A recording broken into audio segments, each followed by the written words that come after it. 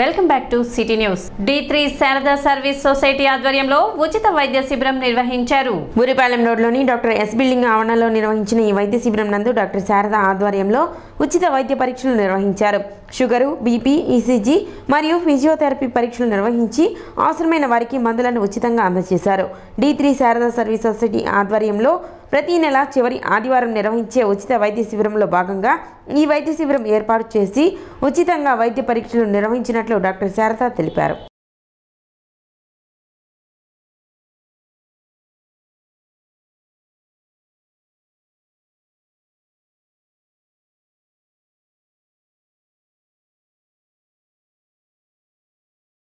మనం దాదాపు ఒక 10-15 ఏళ్ళుగా కూడా ఎవ్రీ మంత్ షుగర్ క్యాంప్స్ చేస్తున్నాము. అట్లానే ఈ బురిపాలెం ప్రాంగణం ప్రత్యేకించి ఈ ఉచిత ఆరోగ్య సేవలకు అలాగే ప్రివెంటివ్ హెల్త్ కేర్ అనేది ఇవ్వటానికి ఈ ప్రాంగణంలో ఆరంభించుకుని ప్రతి నెల కూడా ఆఖరి ఆదివారం ఇవ్వటం జరుగుతుంది.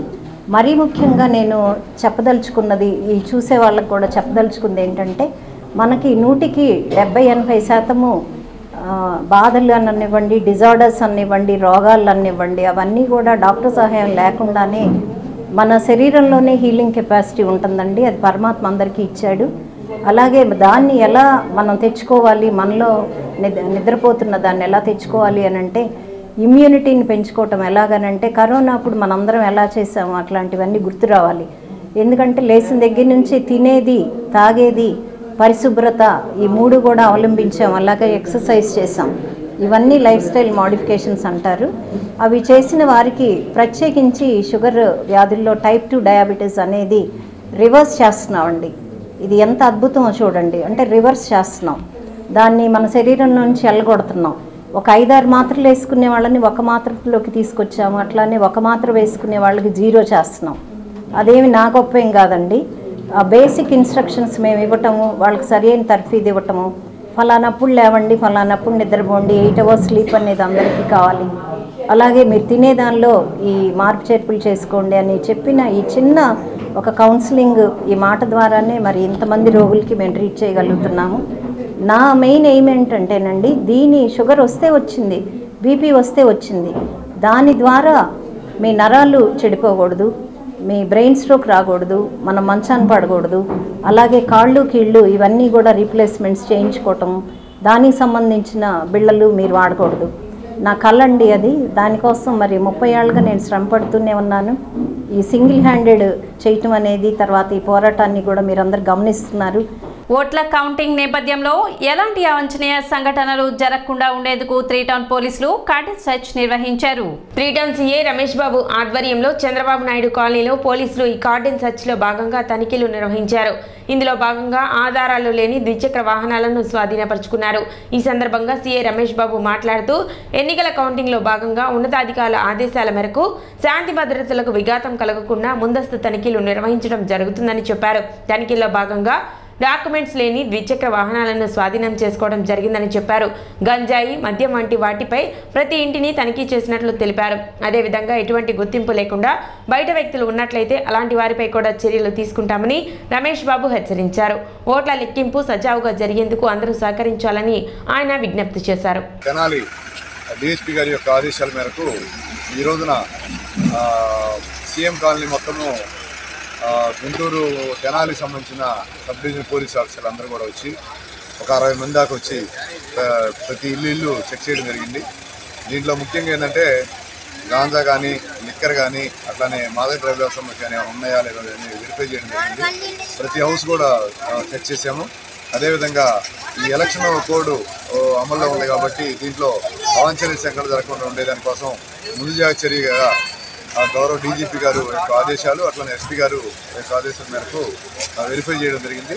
అలానే ఈ ఎన్నికల ప్రవర్తన నియమాలకి సంబంధించి అందరూ కూడా పకడ్బందీ కట్టుదిట్టమైన ఏర్పాట్లు, రేపు ఎలక్షన్ కౌంటింగ్ 4వ తారీఖు ఉంది కాబట్టి ఎటువంటి అవాంఛనీయ సంఘటన జరగకుండా ఉండేదానికోసము, అదేవిధంగా బాణాసంచ కానీ, పేలుడు పదార్థాలకు సంబంధించి కానీ, అలానే పెట్రోలు బంకులకి మనం వాటికి నోటీసు సర్వ్ చేయడం కానీ, అలానే సభలు, సమావేశాలు, ఊరేగింపులు, ఉత్సవాలు చేయకూడదని చెప్పి, విజయోత్సవ ర్యాలీ చేయకూడదని చెప్పి తెలియజేయడం జరిగింది. అలానే వెహికల్స్ ఒక 25 మోటార్ సైకిళ్ళు, సరైన ఆధారం చూపించని వెహికల్స్, అలానే 2 ఆటోలు, ఒక పెద్ద ట్రక్ ఆటో, మొత్తం ఒక 3 వెహికల్స్, మొత్తం 28 వెహికల్స్ దాకా పంపించడం జరిగింది. వీటికి సరైన ఆధారాలు చూపించిన పక్షంలో వాళ్ళ వెహికల్ వాళ్ళకి హ్యాండ్ ఓవర్ చేస్తాము. లేని వెహికల్స్ ఏమైతే ఉన్నాయో వాళ్ళకి ఆర్టీఓ గారికి రాసేసి తక్షణం తర్వాత అక్కడ ఆర్టీఓ గారికి రిలీజ్ చేసుకోమని చెప్పడం జరిగింది.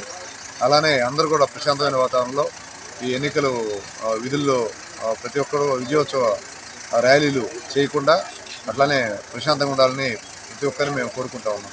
మంగళగిరి రూరల్ పోలీస్ స్టేషన్లో మాచర్ల ఎమ్మెల్యే పిన్నెల్లి రామకృష్ణారెడ్డి సోదరుడు పిన్నెల్లి వెంకట్రామిరెడ్డిపై వెల్దుర్తి మండలానికి చెందిన నోముల మాణిక్యరావు ఫిర్యాదు చేశారు. వెల్దుర్తి మండలం కండ్లకుంట గ్రామానికి చెందిన మాణిక్యరావు కుటుంబంపై పిన్నెల్లి వెంకట్రామిరెడ్డి అతని అనుచరులు దాడి చేశారంటూ ఫిర్యాదులో పేర్కొన్నారు. పిన్నెల్లి రామకృష్ణారెడ్డి సొంత గ్రామంలో ఎన్నికల రోజు ఏజెంట్గా టీడీపీ తరపున నోముల మాణిక్యరావు ఉన్నందుకు అతనిపై దాడి చేశారని తెలిపారు. కంప్లైంట్ అంటే దళితున్న నా మీద ఎస్సీ మాదిగండి. నేను ఈ ఎస్సీ ఎస్టీ అట్రాసిటీ కేసులు ఇలాంటి 307 కేసు కూడా వీళ్ళ మీద బుక్ చేయాల్సిన అవసరం ఉంది. ఎందుకంటే చంపబోయారు.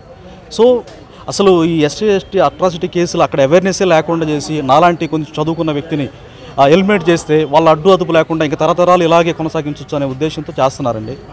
దీన్ని ఖచ్చితంగా వెలుగులో తీసుకురావాలి. దళితులు బానిసలు కాదు, దళితులు కూడా గొంతెత్తి ప్రశ్నించే హక్కు ఉంది అని చెప్పేసి నా క్వాలిఫికేషన్ వచ్చేసి ఎంఏ బీఈడి చదువుకున్నానండి. నేను MA journalism and mass communication చేశాను. నేను అలాగే బీఈడి కూడా చేశాను. అంబేద్కర్ గారి స్ఫూర్తితో హక్కుల కోసం కొంతమంది చదువుకున్న బిడ్డలకి అవేర్నెస్ కల్పిస్తూ మనుషులంతా ఒక్కటే, మానవ జాతి అంతా ఒక్కటే, ఈ కులాలు మతాలు మనుషులు పెట్టుకునే నేను అవేర్నెస్ ఫస్ట్ నుంచి కల్పిస్తూ ఉంటే నా మీద అదే టార్గెట్. నా ఆత్మాభిమానాన్ని వాళ్ళు అహంకారంగా అనుకొని ఇప్పటికీ అక్కడ అన్టచబిలిటీ ఉందండి, కుల వ్యవస్థ ఉంది అక్కడ ఆ ఊర్లో. ఇక్కడ నేను కంప్లీట్ ఇయ్యలేని పరిస్థితి. ఎందుకంటే అక్కడికి వెళ్తే ముక్కలు నరుకుతామని వాళ్ళు సవాల్ చేస్తున్నారు. కిరాయి మూకతో కూడా నన్ను వెంటాడి వేధిస్తున్నారు. సో మా పార్టీ అండతో, మా పార్టీ నాయకులతో వర్లారామయ్య గారు కావచ్చు, జోలకంటి బ్రహ్మారెడ్డి గారు కావచ్చు, అలాగే మా ఎస్సీసీఎల్ రాష్ట్ర అధ్యక్షులు అఖిల్ గారు కావచ్చు, వీళ్ళందరూ కూడా నాకు అండగా తోడుగా సపోర్ట్గా ఉండి ఇక్కడ 0 ఎఫ్ఐఆర్ చేసేసి అక్కడికి పంపించి చట్టపరంగా చర్యలు తీసుకోవాలని ముందుకెళ్లే ప్రయత్నంలో భాగంగానే ఇక్కడ మంగళగిరి పోలీస్ స్టేషన్కి వచ్చి మేము కంప్లైంట్ చేస్తున్నాం. ఈ సంవత్సరం వర్షాలు ముందుగానే పడే అవకాశం ఉన్నందున రైతులు వరి పంటను ముందుగానే వేసుకోవాలని మండల వ్యవసాయాధికారి ప్రేమ్ సాగర్ తెలిపారు. ప్రతి సంవత్సరం రబీ సీజన్ మొదలయ్యే సమయంలో వరి పంటను వేయడం జరుగుతుందని, తద్వారా అకాల వర్షాలకు తుఫాన్ల బారిన పడి పంట నష్టానికి గురవుతున్నారని, అలా కాకుండా ముందుగానే వరి పంటను వేసుకోవడం వాటి నుండి బయటపడవచ్చని ప్రేమ్ సాగర్ రైతులకు విజ్ఞప్తి చేశారు. ఈసారి రైతులు వర్షపు జల్లులు కూడా వచ్చినాయి కాబట్టి వర్షం త్వరగా పడుతుందని ఆశిస్తున్నారు. వాతావరణ శాఖ వాళ్ళు కూడా ఈ సంవత్సరం త్వరగా నైరుతి ఋతుపవనాలు తాగుతాయని చెప్తున్నారు. కాబట్టి రైతు సోదరులందరూ మన వరి పంటను ముందుగా విత్తుకోవాల్సిందిగా కోరుతున్నాం. ఎందుకంటే ప్రతి సంవత్సరం లేటుగా విత్తుకోవడం, అనగా రబీ సీజన్ వచ్చేటప్పుడు మనం విత్తుతున్నాము. కాబట్టి అకాల వర్షాలకు తుఫాన్లకి మనం పంటను చేతికి అందిస్తున్నాం. అలా కాకుండా ముందుగా రైతు సోదరులు ప్రతి ఒక్కరూ గ్రామాల్లో మన ఉన్న మొత్తం గ్రామాల్లో రైతు సోదరులందరూ ఆలోచించి వరి విత్తుకోవడం, వ్యధపద్ధతి ద్వారా విత్తుకొని ముందుగా మనం పంటను సేకరిస్తే, ధాన్యాన్ని సేకరిస్తే నవంబర్ డిసెంబర్లో వచ్చే తుఫాన్ నుండి మనం గట్టెక్కచ్చు. విలేజ్ యాక్షన్ ప్లాన్ను రైతు భరోసా కేంద్రం ద్వారా ఈ సంవత్సరం కార్యాచరణ ప్రణాళిక తయారు చేస్తున్నారు రైతు భరోసా కేంద్రాల్లో. అవి నివేదికలు గుంటూరుకు పంపిస్తాం. ఉత్తరాఖండ్లోని కేదార్నాథ్ దర్శనానికి వేలాది మంది భక్తులు తరలి వెళ్తున్నారు. ఆ మార్గంలో రద్దీతో క్యూ ముందుకు కదలడం లేదు. దీంతో భక్తులు తీవ్ర ఇబ్బందులు పడుతున్నారు. ఈ నెల 10న ప్రారంభమైన యాత్ర నవంబర్ 20 తారీఖు వరకు కొనసాగనుంది. ఇప్పటికే దేశ విదేశాల నుంచి లక్షలాది మంది రిజిస్ట్రేషన్ చేసుకున్నారు.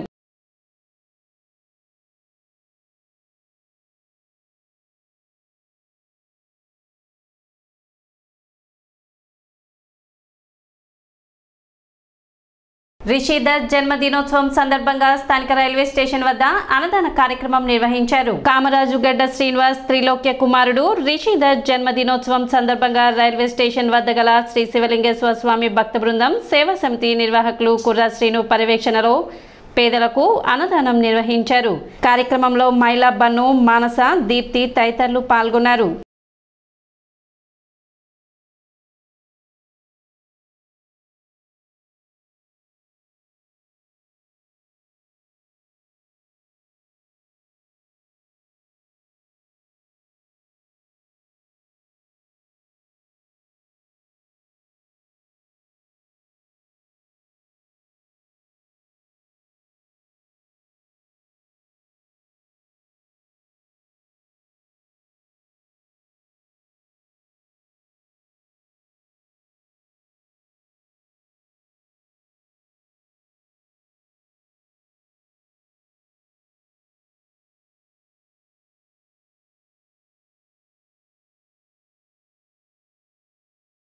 దాతల సహకారంతో వివిధ కార్యక్రమాల ద్వారా ఎవరైతే నిస్సహాయులు అన్నార్థులు ఉంటారో వారికి అన్నదాన కార్యక్రమం జరుగుతుంది. ఈ రోజున చిరంజీవి రిషిత పుట్టినరోజు సందర్భంగా వారి యొక్క తల్లిదండ్రులు వారి యొక్క కుటుంబ సభ్యుల సహకారంతో ఈ యొక్క మధ్యాహ్న కాలంలో ఈ రైల్వే స్టేషన్ పరిధిలో ఈ అన్నదాన కార్యక్రమం చేయడం జరుగుతుంది.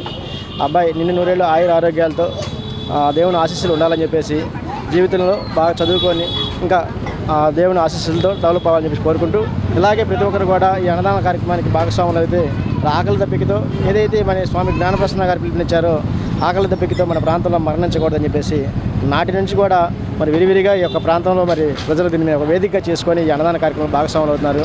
శ్రీశైల భక్తి సేవా సమితి వారి తరఫున ఇవాళ మా మేనల్లుడిది పుట్టినరోజు పేదలకి అన్నదానం చేయడం చాలా సంతృప్తి చేకూరుతుంది. ఇలానే ఇంకా మరికొద్ది పుట్టినరోజు చేసుకునే వాళ్ళు ఇక్కడికి వచ్చి ఈ పేదలకు అన్నదానం చేయాల్సిగా కోరుతున్నాను. సిటీ న్యూస్ ముగించే ముందు ముఖ్యాంశాలు మరోసారి.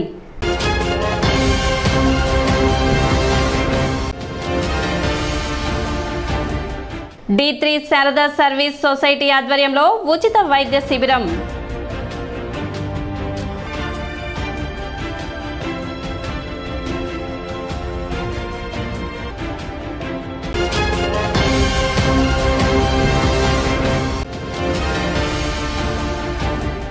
ఓట్ల లెక్కింపు సజావుగా జరిగేందుకు ప్రతి ఒక్కరూ సహకరించాలి. 3 టౌన్ సిఐ రమేష్ బాబు విజ్ఞప్తి.